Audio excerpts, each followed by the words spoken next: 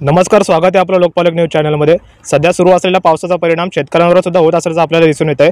राटोली ग्रामीण परिसरामध्ये अनेक शेतकरी राहतात आणि मोठ्या प्रमाणात भाताची लागवड या ठिकाणी होत असते। आपण राटोली ग्रामीण परिसरात जर बघितलं तर अशाच शेताचं मुसळधार पाऊस या ठिकाणी पडल्यामुळे मोठ्या प्रमाणात नुकसान या ठिकाणी झालेलं आहे।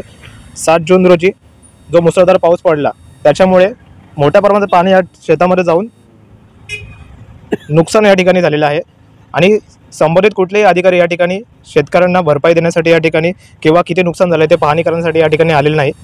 मागच्या वर्षी देखील असेच या ठिकाणी शेताची हानी झाली होती। भात कापणीच्या आधीच या ठिकाणी शेतीचं मोठ्या प्रमाणात नुकसान झालं होतं, तेव्हा देखील कुठलीही नुकसान भरपाई शेतकऱ्यांना या ठिकाणी मिळालेली नाही आहे। राठोली ग्रामीण परिसरात सध्या आपण आहोत। यावर्षी देखील सुरू असलेल्या मुसळधार पावसामुळे शेताचं या ठिकाणी नुकसान झालेलं आहे। आपल्यासोबत स्थानिक शेतकरी उपस्थित आहेत।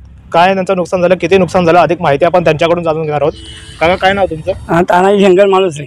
मागच्या वर्षी देखील असं नुकसान झालं? काही नाही भेटलं, काहीच नाही भेटलं। काहीच नाही। आता किती तारखेला नुकसान झालं? आता 7 तारखेला पेरला 7 पूर्ण वाहून गेला। काय अशी काडी गाडी दिसते बघा तुमच्या समोर।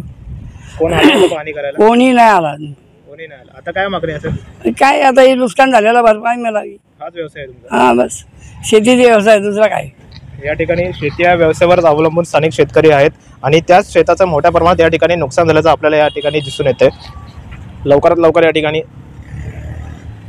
लवकर या ठिकाणी शेतीचं जे नुकसान झालं त्याची भरपाई मिळावी अशी मागणी आता स्थानिक नागरिकांकडून होते। प्रशासन यावर काय उपाययोजना करतं, कधीपर्यंत यांच्या मागण्या पूर्ण करतं, हे पाहणं देखील या ठिकाणी महत्त्वाचं ठरणार आहे। कॅमेरामॅन संकेत वाडेकर सह ऋतिकेश रोकडे, लोकपालक न्यूज, बदलापूर। कॅप्टन आशिष दामले यांच्या संकल्पनेतून साकारलेलं महाराष्ट्र राज्यातील एकमेव सुसज्ज असं साहित्य गौरव ग्रंथालय, वातानुकूलित आणि उत्तम आसन व्यवस्था, 1.5 लाख पुस्तकांचा संग्रह, डॉक्टर बाबासाहेब आंबेडकर यांच्या विचारांवर आधारित तसेच इतरही ऐतिहासिक महापुरुषांच्या पुस्तकांचा अनमोल ठेवा फक्त साहित्य गौरव ग्रंथालयामध्ये। स्पर्धा परीक्षा असोत किंवा इतर कोणत्याही परीक्षा, पर्याय एकच, साहित्य गौरव ग्रंथालय।